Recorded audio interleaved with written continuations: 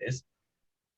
So, and this, if you're using some sort of a problem solver, you still have to figure out where, even if the problem solving it's showing you everything, you still have to figure out, okay, when Garmin is asking me this, where should I, and the problem solver is showing me this, where does this go, But then when you're doing that, you're kind of studying. So, it's not necessarily the best practice, but, another problem that, would be in a college algebra class, you have to do this division here, but, without showing the steps, this could be, done easily by some problem solver.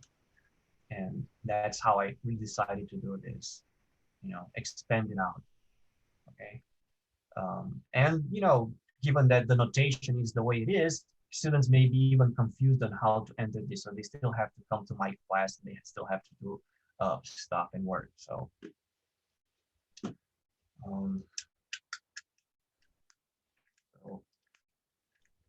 let me see if this mouse, when you're trying to do a presentation, you have to prepare all technical aspects, including batteries for the mouse. And so anyways, I have a few more problems that I could show, and maybe, I don't know, discuss a little bit on how to do this. See, the mouse is here.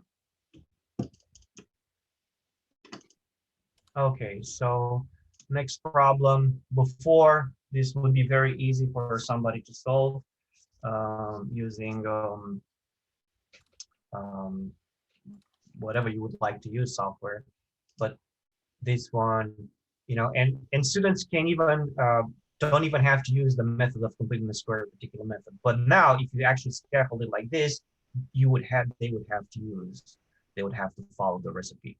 And chances are that when students see an equation and they go onto some of these websites to help them solve it, this method may not be covered. Very simple question. But now the question gets more complicated, and the graphs here are displayed. Students also have to choose the graph. And the way these graphs work, I'm creating a hash. So every time a student gets a graph, the choices A, B, C, D will be different. So, my graphs will appear in a certain order, and your graphs will appear in a slightly different order. And that's that. Let me go back to problem one, and I can show you the code if I were to edit. I do a lot of the editing here. So that's the code. I put some of these tags, but I'm not very consistent with it, especially since it's due to lack of time. I like to show partial correct answers. So student get a code, essentially, okay. And then we have these things that we shouldn't even be there, but it's here. This is just to override special rules, like radical 1 is radical 1 as opposed to 1. And here we just have some variables. This is Perl code, previously also Perl code. And these are some comments that Andrew made, and thank you for those, for this problem. And then this is a reduced square root checker. It's another subroutine or a function that actually checks for answers. Okay, so I have answer 1, I have answer 2, I have a squared, and that's for part A, and then for part B, the 3 complex values are answer 4, 5, and 6, and 7. So instead of doing the answer check, essentially for every answer where the student gets, so this is a combination of tech and PGML, this would be a box where the student would answer. I see precisely where which answer should be called. And that's just that.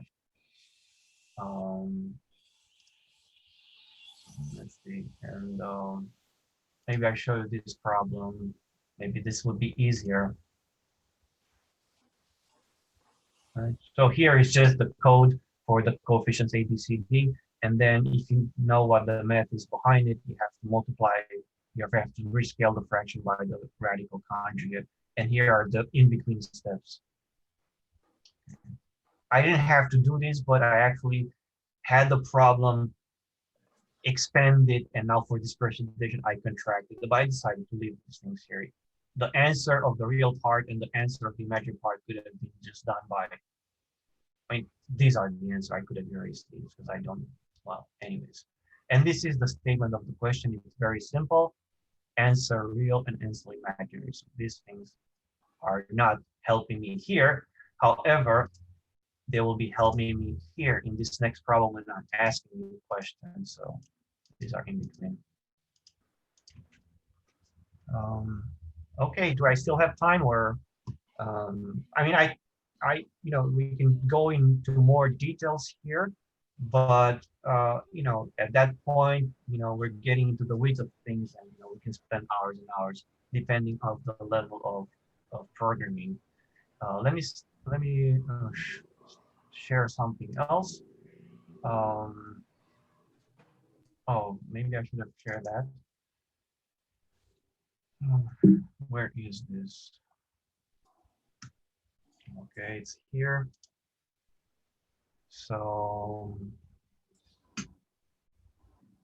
right. So for instance, that's a problem solver and go, all right.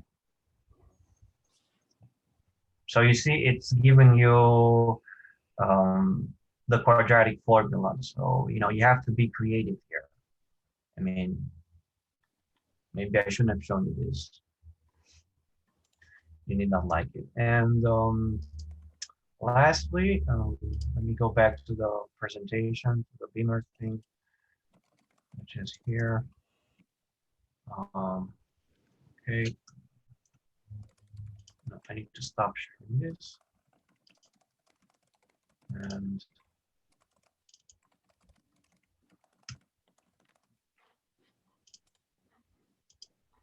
why doesn't this work? Share screen.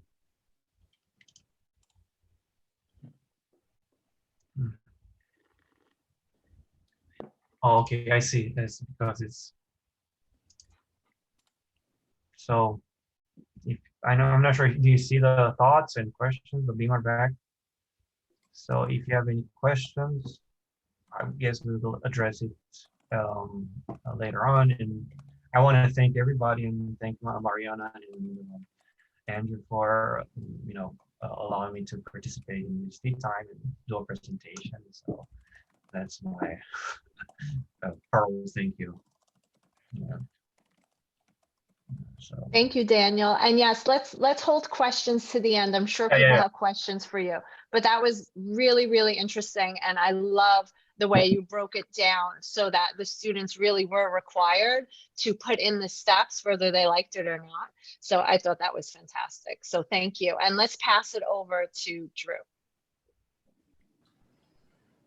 Hey, everybody. I thought I'd pick up where Daniel left off. Daniel, thank you for sharing some of your problems with me. I've got some ideas based on you know, what you shared. And it brings me to a point where I want to point out some things that are, you know, common frustrations with coding in WeBWorK. So I've got, I just took the first example that you shared with me. It's this problem here. It asks questions about relative and percent error with regards to an expected value with a very, very, very small, you know, error relative to the actual expected value. And so you'll see that the problem is actually very quick to code. The whole thing fits in 45 lines. Daniel has randomly selected an expected value. Can you make it bigger? Yes, please. People are having trouble seeing. Okay, let me stop it and I'll just share the one. Thank you so much, Drew. How about that? That looks better. Perfect. Okay. So we've got a expected value, the observed value, the absolute error, the relative error, and the percent error. And we've got all these answer blanks asking students to fill in their work, which is great. You know, like this is our way around just asking students for the final answer, which they can look up or, you know, find in other ways. And here we're trying to, you know, ask them to provide more details. So, but there are things to consider when coding WeBWorK problems that really become frustrating. For example, what's the most common error on part A? It's the confusion between what's the spec value, Right? which is what the company says this is 1 liter or 1 whatever of milk, and then the observed value, which is if you take your milk home and you measure it and you say maybe it's not 1,000 grams, but maybe it's a little bit more or over. That's right. But basically what's happening here, you'll see that I've put in the observed value and I'm still marked correct. And that is because the relative difference between the correct answer and the, you know, the I don't know, the common error, the difference between those is so small relative to the actual value itself. Again, it's funny that it's on this particular problem because the relative error is so small. And that's why WeBWorK says, hey, you know what, you're close enough, which oftentimes is great. We want that. We want WeBWorK to be a little flexible when it comes to rounding decimal responses. The thing is, the error here is what, you know, 5-6 orders of magnitude, right? So what we need to do is work with our context and math objects to enable some answers to be tolerated more strictly and other answers to be tolerated more loosely. So here, because the difference in values is so relatively small, what we should do for this answer, this is the expected value here is true value. You can see in the PGML block, we've got part A, part B, part C, part D. And with every answer block, there is a variable, a Perl variable, dollar signs are our friends. There's a Perl variable that holds the correct answer. So the correct answer here should be true value. So true value right now is just a random number. And in WeBWorK, there's a difference between just a number and building a whole object around that number. What we want this value to be is we want this value to be a real number.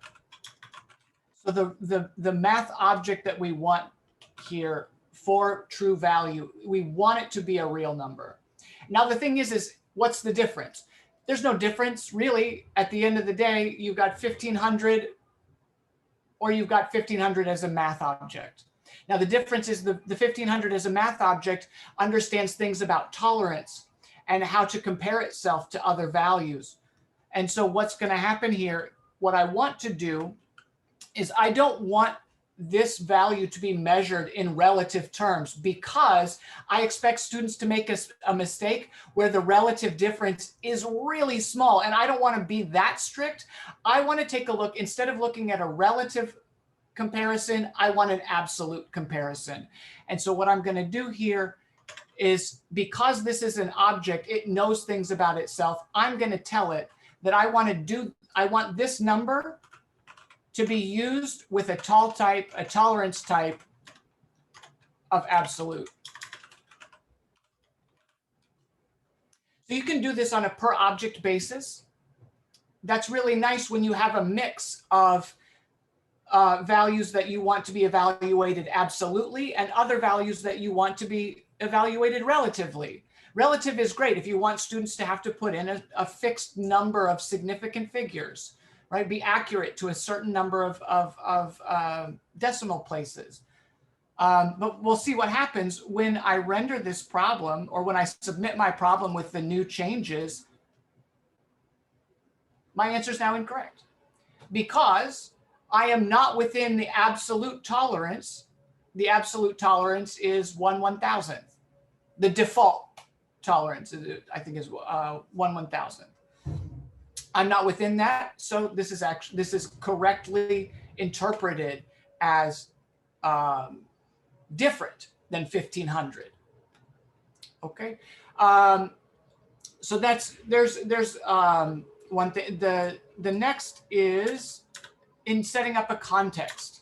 So like I said, you can set this for all math objects together, or you can set this on a per math object basis. What we just did is set it on a per problem, per answer object basis.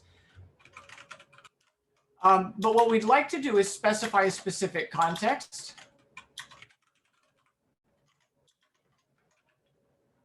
And I'd like to set some flags.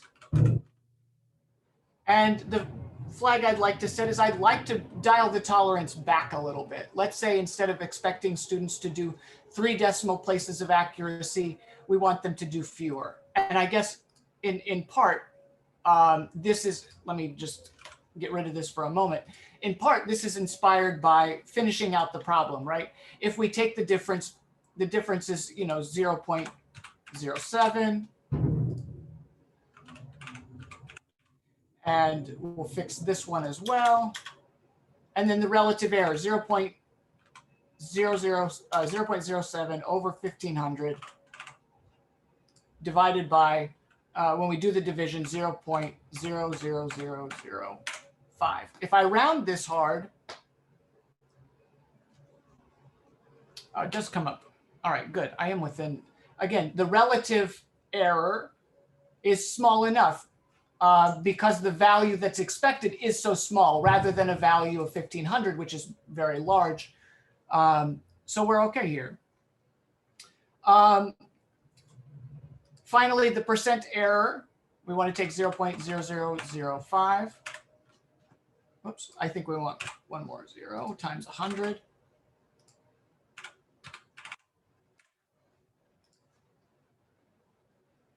And there we have it. But the thing is, what if a student does it the other way around? What if a student says that they want their percent error to be 100 times 0.00005? That should still be okay, but it's not, because we are treating these two things separately, and commutativity allows for a different answer that's that is correct.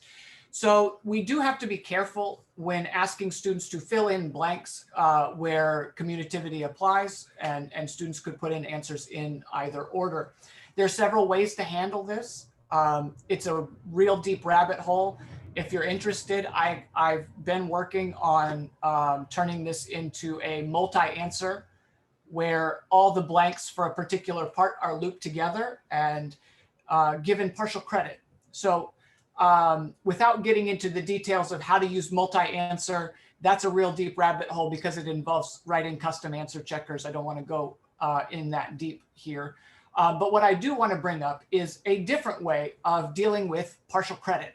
So there are 9 answer blanks here, and you'll see that what I'm given is 1/9 of the credit for every answer blank. And maybe you like that, maybe you don't. Maybe some of the answer blanks should be worth more than the others. So I want to bring up the weighted grader. So weighted grader is a library that you can import along with PGML or parser, context fraction, any number of libraries that help us, complicate our WeBWorK problems. Weighted grader is another one. What weighted grader does for you is it allows you to assign weights to every answer. Now the thing is I am not clear. Maybe one of you has an answer about how to use the weighted grader with PGML.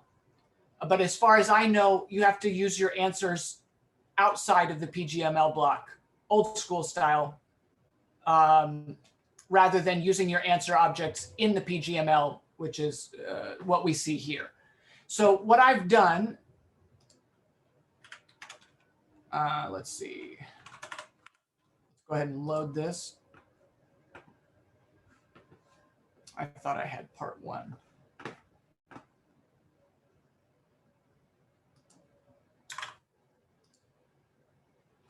Well, give me a second. Where did it go?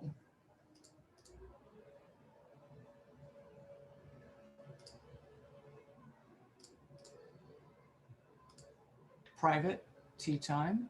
Just while Drew is going through this, I Oh, put links in the chat to both the multi-answer if you're interested in looking at the documentation for that outside of this. There's a link in the chat, as well as the link to how to use the weighted grader. Thanks for that. That's always helpful. Yeah, I always am referring back to these documents when I use these libraries. Also, sorry, in PGML you can pass the weight option to the compare method. As a key value pair, or what's the key? Equals the arrow and then the weight. What's the key? Weight. Oh, weight is the key. The hash option. Awesome. Excellent. I did not prepare that. Thanks, Glenn. So what I did do is I moved the answers outside the PGML block. Right? This is the old school PG way of dealing with answer grading, and you have to do it in the order that the answer blanks appear. It's a little rougher than, it's not quite as clean as in PGML. But again, you'll see that I'm wrapping all of these as math objects and then comparing them to the student response. So let's see. So if that's the setup, then the difference is importing weighted grader. Instead of using answer on each of these objects, use weighted answer. And after your comparison method, you include a weight for that particular answer. So in this case, what I've done is I've taken the 9 answer blanks and my score on this is clearly not the same as getting 5 out of 9, or is it? Wait, 1,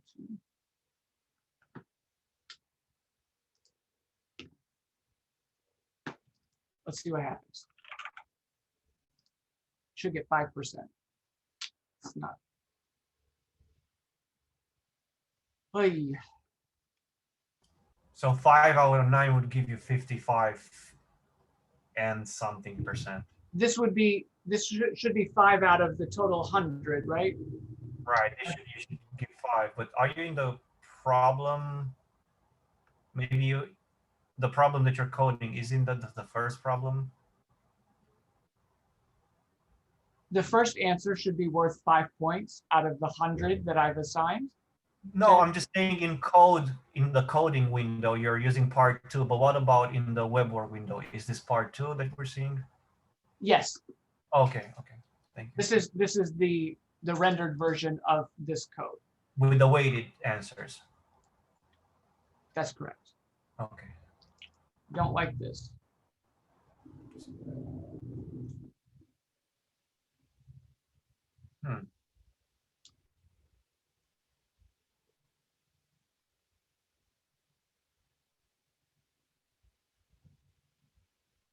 Well, this is what I get for not doing this in WeBWorK directly, perhaps. Because this does not reflect. What this should do is assign, what I should be seeing here is that my score here is 5%. All right, well, that's disappointing. I've got something happening here and I'm not sure what it is. But all right, so as far as partial credit, there's that to consider. Another way to deal with this, another way to deal with partial credit is to use answer hints. And then I'll stop and we can take questions. Step 4, where did I do answer hints? Here we go. Another way to deal with partial credit is to give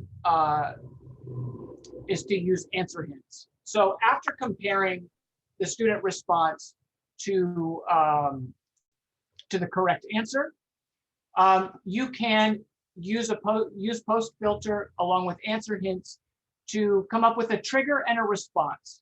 This has an added benefit of not only allowing you to give partial credit on a problem that would otherwise be all or nothing.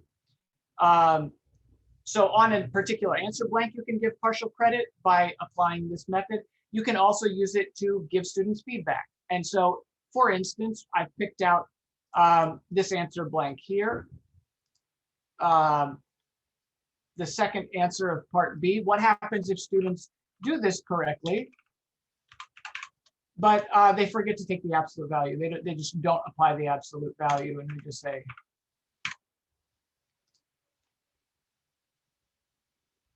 so what happens is this is an incorrect answer. As far as the answer checker is concerned, you got this wrong. But after the fact, we look at the student answer and does it match the negative version of absolute error? And if it does, it triggers this message and it gives a partial credit score of 50%. You can do more than one custom response, and you just make them a list. You do the trigger, and then you do an array that begins with the message. And there are other options besides score, but the ones that I use the most often is message and score. So for instance, in part C, if a student calculates the relative error with respect to the wrong value, with respect to the observed value instead of the expected value, they get a message and they get a partial credit of 1/4. If the student went ahead and multiplied by 100 and stuck that in here, trying to do part D before actually getting to part D, then okay, it looks like you've already computed the percent error, and we're going to give you some partial credit, but you're not. There's something missing here, so you get some partial credit and you get an error message. So the way that this is done, you again have to import a library, the answer hints, and in order to do it where we normally call the comparison method, you chain it. You chain methods together. After the comparison method, you call post filter, which runs on the student answers, and you push it through answer hints, which takes these triggers and turns them into turns these triggers into messages and partial credit. I could share out any of these problems after today. If you want to contact me, you want to talk about how to do multi-answer objects, you want to talk about how to do partial credit through answer hints, or if you want to talk about seeing if we can figure out how to get weighted greater to work correctly, happy to share any of these afterwards. Thank you, Drew. And if you and Daniel wouldn't mind sharing some of your PG files, I can also post them on our site. That would be awesome. That is what I mean. Yeah, happy thank to share. you. Yeah, I share. Yes, yeah. Wonderful. Thank you, gentlemen. Thank you so much. So does anyone have any questions for either of the two presenters?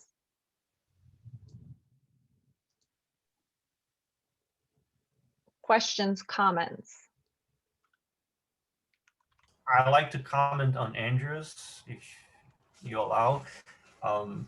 So, like, those are very great ideas with giving partial credit to a partial answer and notes, but that's what I'm saying, that I mean, these things would be nicely developed in a team as opposed to I'm doing my own thing, Yeah. Bob is doing his own thing, and then that's because it's pretty complex, and because of the, I mean, this is not your standard software, so documentation is sporadic. It's like programming in pandas. There's no textbook for it. You know, you have to go and read the documentation, and whoever writes the documentation, you know, if you want to have a beef with that person because they didn't include that and that, that's something else. But teamwork definitely would help. So And then approval of like, I did it for the final exams because, you know, the guidance from what I have from my college was whatever, you know, so Yeah. you know, you could object to that, but then we can do this, we cannot do this, we cannot do video screens, we don't have testing sites, so, and we're not going to have it if this is going to be temporary because nobody's going to invest so much money into what. Yeah.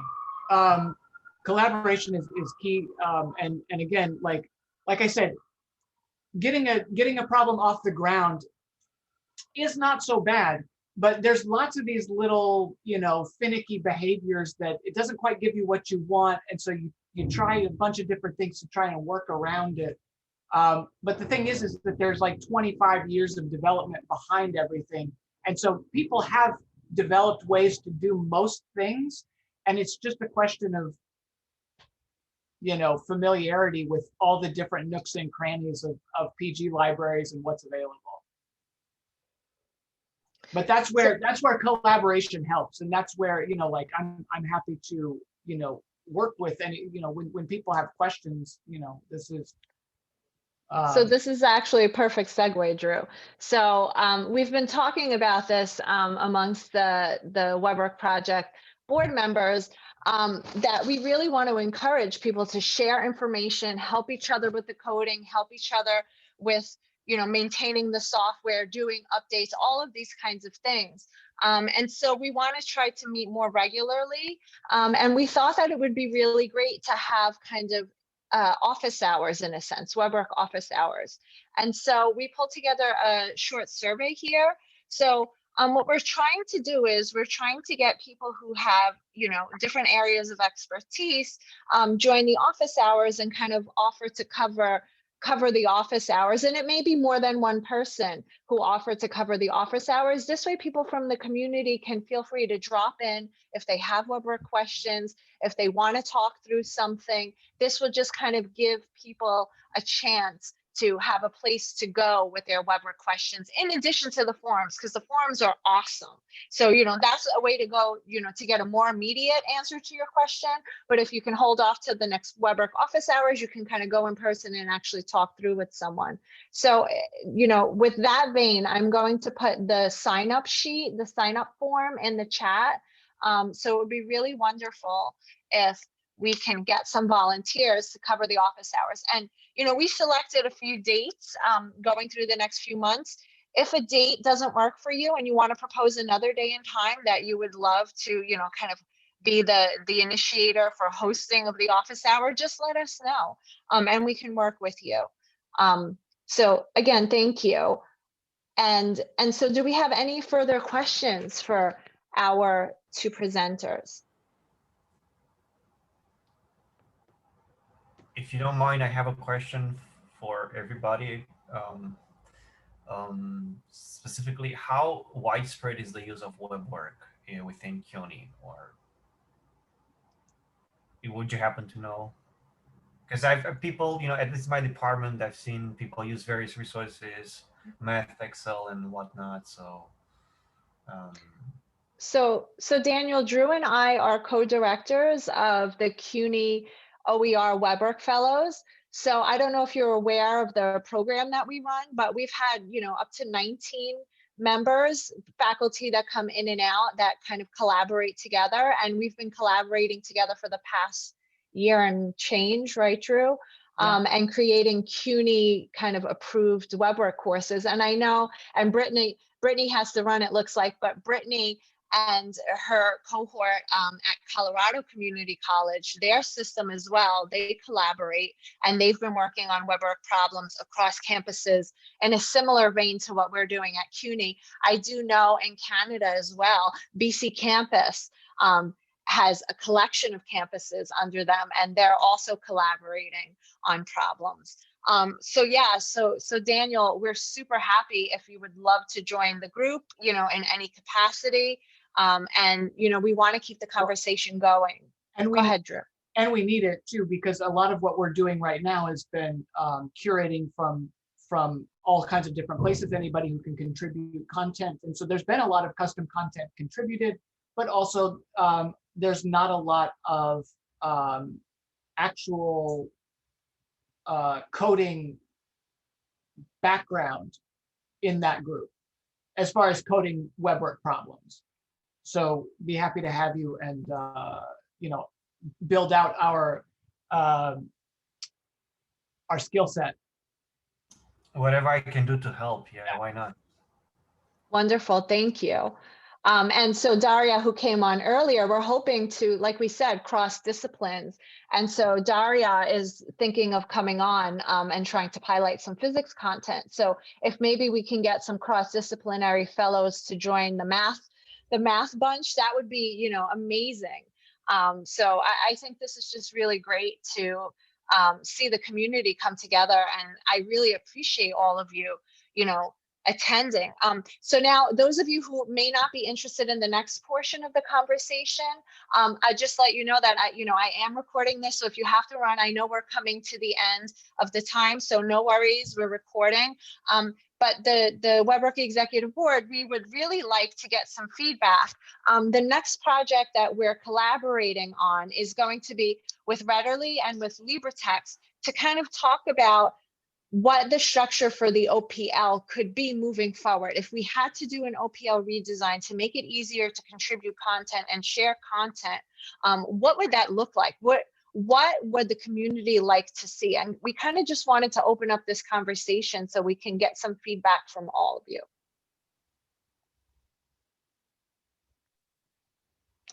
And I'll kind of just point out some of the people in the audience who are taking the lead on this collaborative effort. So we have representatives from Readerly here. I see Jake Medina. I think Gibran is also here. And then we have from, representing the WeBWorK side, we have, of course, Danny and Monica and Andrew Parker and many others. I don't think we have anyone from LibreText on the call right now, but they're also in talks with everyone. So I'll kind of leave it to, I guess I'll let Danny take over kind of guiding this conversation. Sure, thanks, Mariana. So I guess a couple of more directed questions. Really what we're looking for is what would make it easier for you to share your content, and also what would make it easier for you to find the content you're looking for. So if you have ideas on that, and I mean, I sort of want to keep the discussion high level here. I don't want to get into nitty-gritty details of how the interface should look, but just what are the main sort of broad tools that would make this easy for you?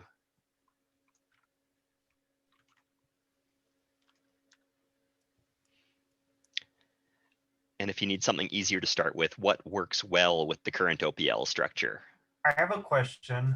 This is Daniel. I have a question regarding there's a wiki page for WeBWorK. I'm not sure who's administering that, who's editing that. Is there a tutorial or whoever? I know that in Wikipedia everybody can edit, but yes, and this is again another project that that's definitely on the WeBWorK project's radar, is cleaning that up, because it has just been community maintained. There isn't really an owner per se. There isn't one key administrator who's making sure that content stays up to date and stays organized. But this is one thing we'd like to do over the next year or so, is get some people together and start going through those pages and cleaning up. What I would find helpful is the following: like, instead of seeing one problem and then another problem which is different from another, like the way I would envision this as a learning tool, as a learning tool for somebody who knows a little bit of coding, goes there, reads it, and then gets confused. It's just to start with a problem in the simplest form, then to add an extra level of improvement, and then to add maybe an extra level of improvement. So that this way you'd have 3 versions, and that, version 1, very simple, version 2, a little bit more advanced, version 3, really, really advanced, in the sense like Andrew pointed those error checkers and absolute values, and that could give a little bit better, it would be better, it would help people better, yeah, so I mean, the same feedback has come up for people even starting to use WeBWorK. the problem with the wiki is it reads like a manual. It would be like going to page 1 of your car's operator's manual and trying to learn how to drive your car that way. So yeah, I mean, you're not the first person to suggest having sort of these guides and these walkthroughs and things like that. And the challenge we have is getting more people on board to write these things. So, I mean, especially for those of you who have got some degree of expertise, putting together wiki pages, just starting things, they don't even have to be wiki pages. We've also talked about moving a lot of that type of content to the website, which again, we've got some cleaning up to do. But because I don't think you have to have 1,000 of problems, 1,000 problems, all different. I think maybe just reducing the number of examples, but just expanding on each example, like this is version 1, version 2. I think be in my point of view, it may be more pedagogical, so you can grow more out of that just by reading those versions, as opposed to just reading 1,000 problems and figure out which one do you want. Yeah, and part of this goes back to what Drew said, is that there's been 25 years of development in a whole bunch of different directions. So I think we need sort of both. We need the step-by-step how to learn how to do problems, and then somewhere else, the deeper reference if you want to do really subtle and really complex things.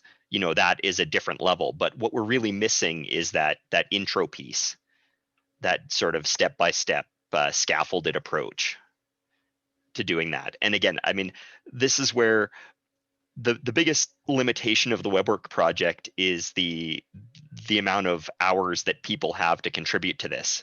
It is an open source project, and we don't really have a lot of money.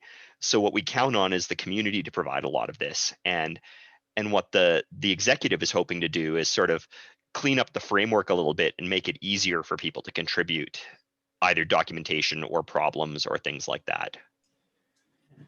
So, hi, Danny. So I have you were asking for two things. What we think the library is, what is working well with the library. And I think, so from my perspective, I think the tagging works really well. I mean, if there was no tagging, then we'd be stuck with some directory structure. And so it's really nice that they're separate. So the directory structure is sort of based on how our universities decide to dump their programs into the OPL, but you sort of never bump into the directory structure. So I think that's nice of how it works right now.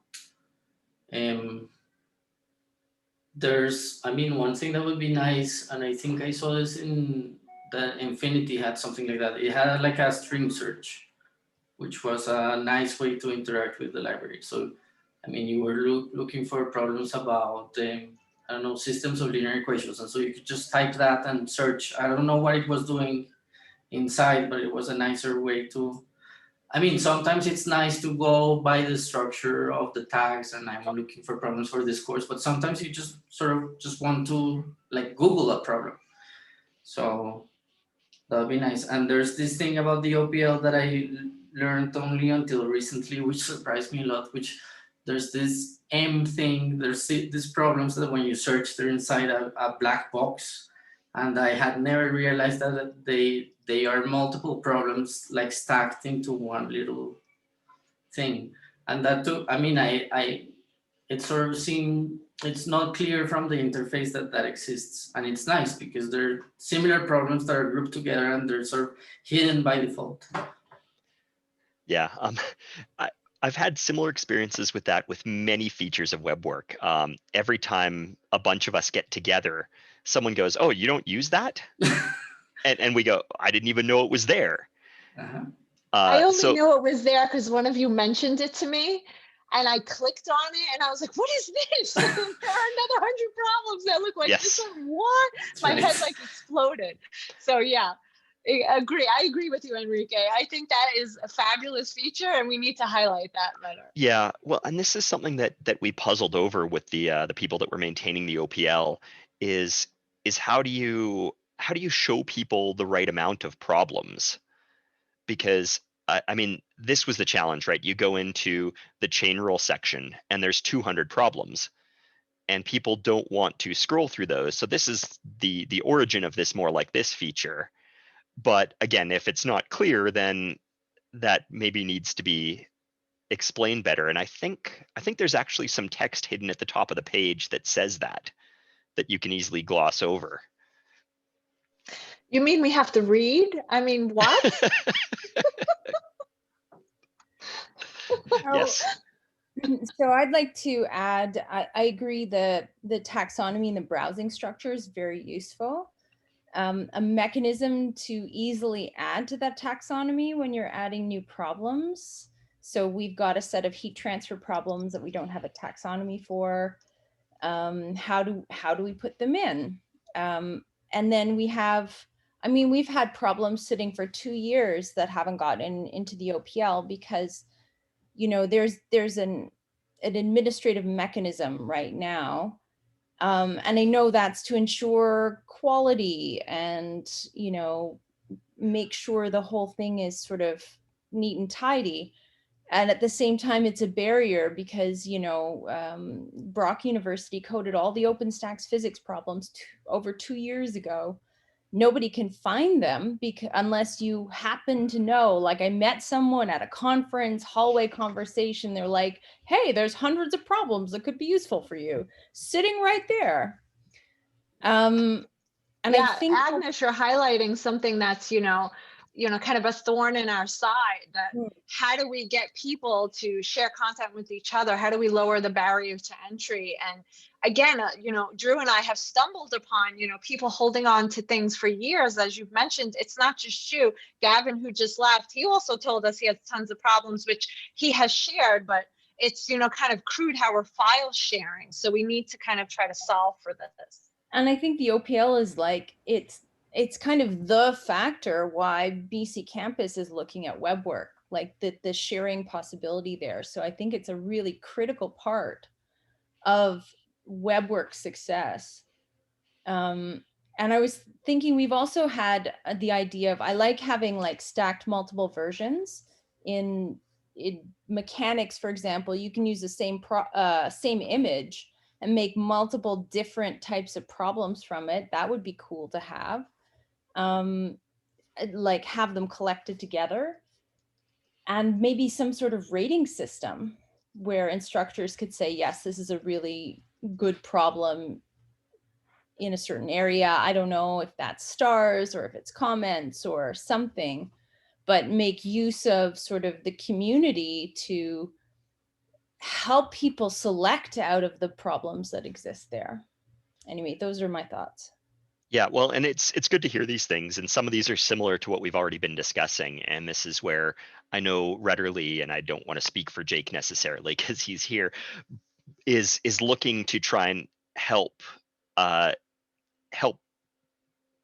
facilitate this, find a mechanism. And again, this is one of the challenges that the WeBWorK project has had, is that we don't have the development resources, the software development resources to build some of these interfaces. The rating system is one we've talked about. And again, I don't want to go down the rabbit hole of exactly what that would look like, but there's 2 levels to this, right? As I see it, there's first of all, the vetting, is this a valid problem? Which is something that the OPL editorial board has done. Just, you know, are there issues with this that it shouldn't be accepted? And then once it's accepted, how good of a problem is it? Right? Because there's things in the OPL that one person has submitted and they're the only one that ever uses because no one else likes, you know, the way they've asked the question or something like that. So that's where the rating system, I think, is really valuable. The other thing that we're going to try and get back into, because this was built in the past but has since gone away because Jeff Gailey, who built the usage statistics that are in the OPL, the mechanism for submitting your usage statistics is broken right now. And that, I think, would also be a very valuable thing to continue with, is that if these problems are in the OPL, knowing that it's been given to 5,000 students across a whole bunch of universities and how well they did on it is an important thing, versus this has been sitting in the OPL for 20 years and it's never actually been given to a large class, so we don't even know if it has bugs in it. Yeah, I agree. So I would like to jump in a bit. I'm Joe from Readily. We had a discussion about this back in the early days, like a year ago. And one thing that came up was, is it possible to use student inputs to kind of flesh out some of like those good problems or student data? So one of the pros of Readily, since we'll be able to centralize student work and student data and how students are actually doing on these problems, wondering if there's some sort of, it hasn't been fleshed out completely yet, but wonder if there's some sort of analytics that we can do on how students are performing on problems to then say like, this is a good question. This is like student performed well on this question, like therefore it's a good question, or something along those lines. They can create some sort of pipeline to say this is a good question. On top of that, we've also thrown the idea of kind of just adding very simple UI, like happy, sad face type of things, of just like, this was a good problem. Like the students felt good about the problem. They felt bad about the problem. It was too difficult for them or something along those lines. And also like very simple, like bug feature, like there's a bug in this problem. It didn't work, right? And then that data, since we're centralizing our data, we can then massage it and then surface that up to the OPL within our development environment, and just say like, based on the data we collected from these students, this is like what we got for these particular questions. Like 10 students report that there was a bug in this question, as an example. So as you're going through these like lists of 200 problems, and you're searching through and you're trying to figure out which one of these are actually working, which one aren't, if there's certain questions that have a high number of bugs reported from the student side, then it's like one that's worth looking at, one that's worth rewriting, also kind of just avoiding for that purpose at the moment, for any purposes at that moment. Yeah, so maybe I'll throw that back to the group, because it's a very interesting point that Agnes and Joe made, sort of the same point of getting some sort of feedback about the problem. What sort of information? I mean, there's the like, don't like, there's an actual bug. Are there other simple buttons that, or simple choices that people could add as feedback without a lot of other stuff? I mean, we can look at the road of, Agnes says, note to the author or note about the problem, but so, I mean, we could definitely look at a free-form text thing, but are there easy buttons that they could just check a box for? So again, it's broken is definitely one. Are there other things that you can think of that are specific feedback about a problem? For me, for my students, like there are a lot of problems that are really difficult, but they're not, they're valuable problems. And so I think there might be a need, like, is this a good problem? Might be too simple. They might say, oh, it's really difficult. I don't like it. Well, and I'm leery of student feedback, because students are notoriously bad at expressing what their actual concern is. So, I mean, I take anything that they say with a grain of salt. I get every semester, you get, this problem won't accept my answer. That's because your answer is wrong. So, we have to be careful about that. So I'm looking at possibly two different things: what sort of options a student have for feedback, and what sort of options the instructor has for feedback about a problem. So Danny, one thing we can do is, instead of having them, give their opinion, we can just look at the number of their attempts on a problem. Like that says something, without having to be an opinion. And so I talked about this with Joe. Like we had this conversation, Joe, a long time ago, because when we were working with the CUNY fellows, we were trying to think, how can we assign kind of a rating of difficulty, a difficulty level for each problem, before we knew that Robin Cruz and gang had gone in and had, spent like a summer tagging, with a level of difficulty, a whole but thousands of problems. So I didn't realize this, and I said, wouldn't it be great if we knew how difficult or easy a problem was? And so then I talked to Joe, because Joe's, the data specialist. And he said, well, you might want to have both. You might want to have kind of an instructor make a judgment, and you also might want to look at data from the students, and the two together will really speak to, you know, the level of difficulty of a problem. If they're really taking like, you know, on average 10 attempts to try to solve a problem, but an instructor is saying, hey, this should be easy, well, something's going on there. The two should inform the decision. Yeah, and I think to add on that, it's not like one specific thing, but it's a combination of data that would give some sort of output, some sort of rating. For like as Mariana mentioned, the number of attempts per students. One that I personally like is sentiment of question, like how a student feels about a question. Kind of, I think says a lot about the question itself more than whether there's a bug or not. Just kind of, does the student feel confident answering this question? And the combination of these things, like analyzing just one of these metrics isn't going to give you an actual proper rating, but I think a combination might. It's unsure what that combination is, and how much weight to put on each different metric. We haven't gotten quite there yet, at purpose of the conversation now. But another thing I would like to add, and it's kind of just with the like bad data. There's always going to be bad data. There's always going to be like a salty student who takes a question like, you know, that puts 2.0 instead of 2. It doesn't register. He's like really mad, and then says, I feel bad about this question. There's a bug in this question. I hate it. Like move on. Like, and then he moves on, right? There's always going to be that one student, but then it kind of becomes a numbers game, because not every student is going to behave that way. So if like 1% of the students behave in that sort of fashion, we still have 99% of good data.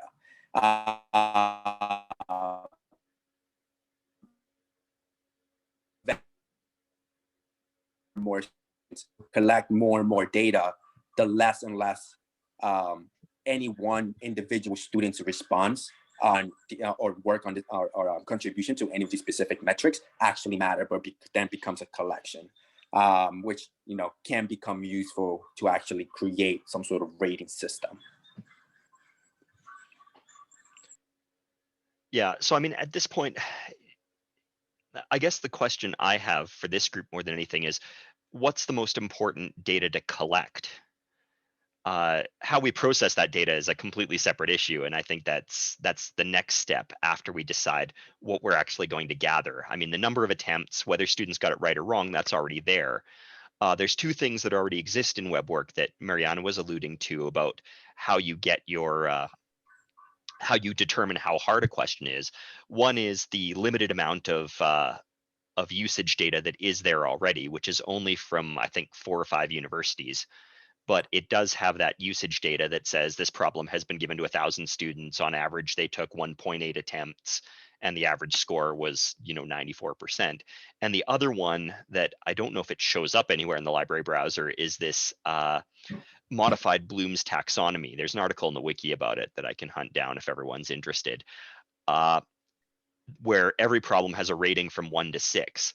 And that's not even necessarily supposed to be a difficulty rating. It's supposed to be on what sort of skills you need from the Bloom's taxonomy to answer this question. So a question can be very hard mathematically, but if all it is applying a formula, then it still is only a level 2 or a level 3 out of 6. So again, that is there. And this is another question for this group, is what to you would be a useful metric that instructors could easily submit and you would be able to make sense of?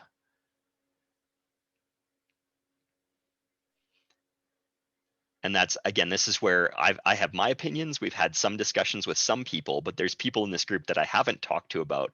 So I'd like to know how you would record how easy or hard a question is, how good of a question it is for use in your class. And if you have ideas on that, I mean, that's not obviously an easy question. I mean, we've talked about this in terms of mechanics, and we usually split them into sort of beginner, fundamental. You need one equation and you apply that equation and you plug things in from the problem and then you're done. Intermediate, where you have to do some thinking, and then advanced, which is you have to recognize something specific about the problem. But besides that, there's like a length of the problem as well that could be independent. For me anyway, 3 levels of sort of difficulty would be enough. Yeah, and now I'm wondering if we go down the road of labels, and because you've mentioned 2 very specific things there. Length is in the amount of time it's going to take to do this problem, which can be completely independent of difficulty.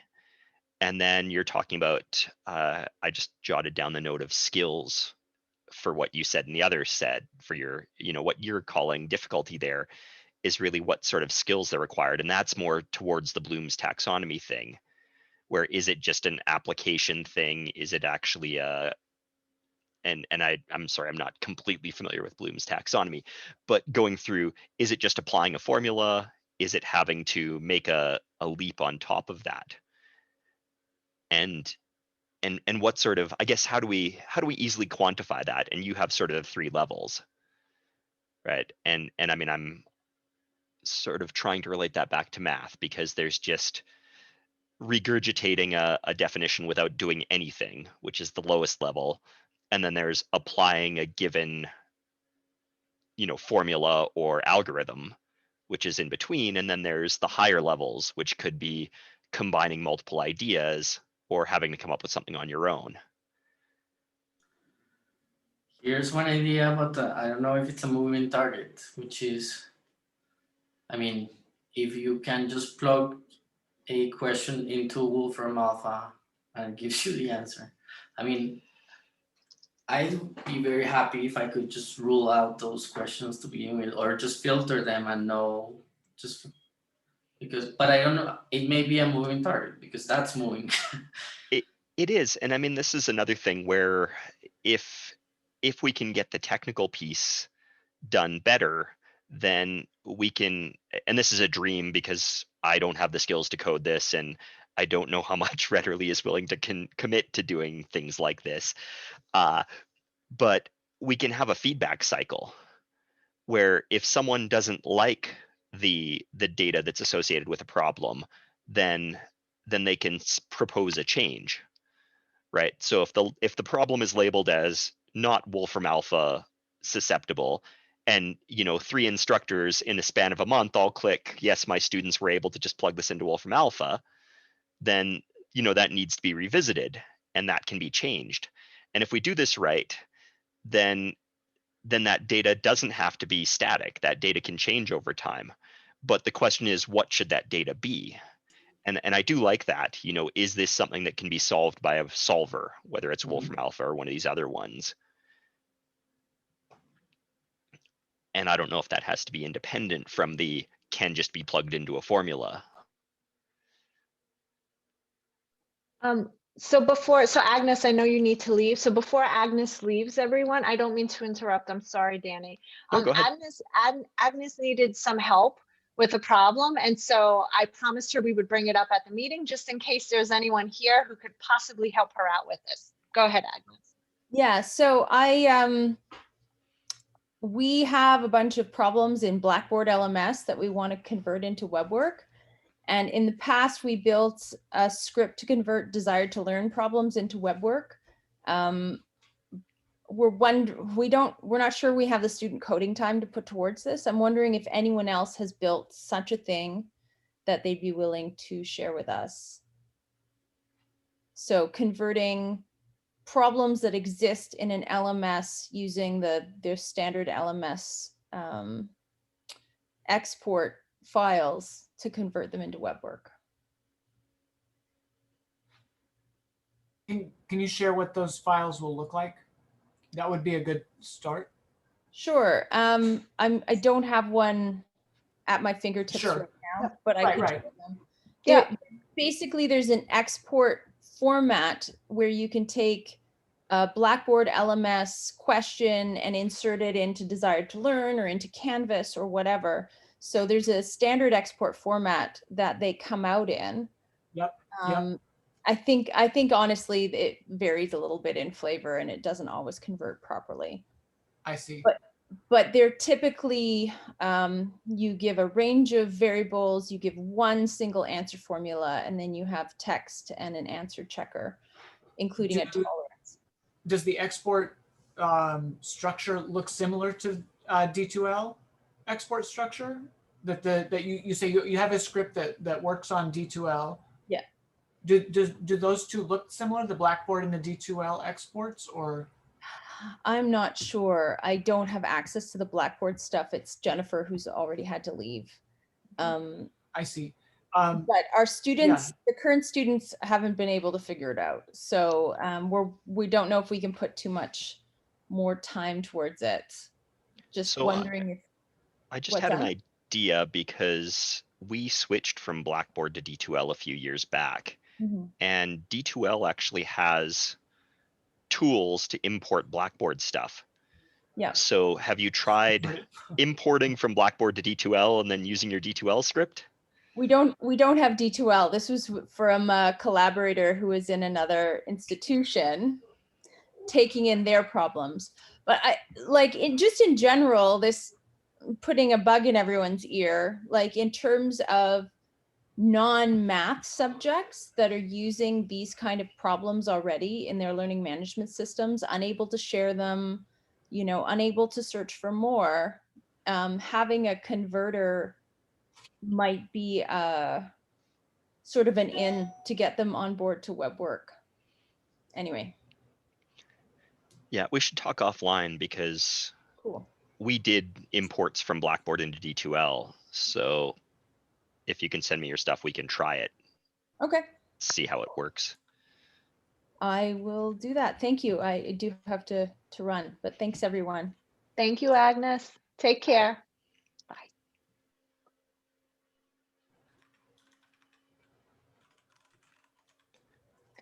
Okay, so we're way over time, and I know we can continue the discussion.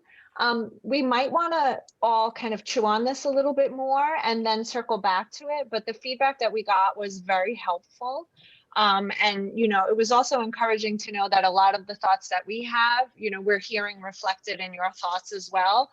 But, it's always better to listen and to gather suggestions from as many voices as possible. So we want to encourage this discussion to continue. So Danny, do you think this discussion should continue on the forum? Should we have a follow-up meeting? What would you like? That's a good question. All of the above. Okay. I mean, Let's so there's a couple of things we should do. We should have a place for feedback, whether that's the forums. I think the forums will work for at least a discussion thread on that. Okay. And then, I mean, just having a couple of open meetings whenever we can schedule them, and letting people drop in and give their thoughts. Sounds great. Another thing that we have to go back, and this is probably for me and Jake and a few people, is to come up with sort of a first draft type thing of what we have so far, and let people tear that apart and see what we need to add, what we missed, things like that. Perfect. Great, and I'll share with the community. We have a mailing list, we have subscribers on our blog, and so if you want to, continue the discussion, if you have a link to a thread, I'll share that out. If you have a form where you want to collect feedback through that or whatever it may be, just let me know, and Monica and I will reach out to the community.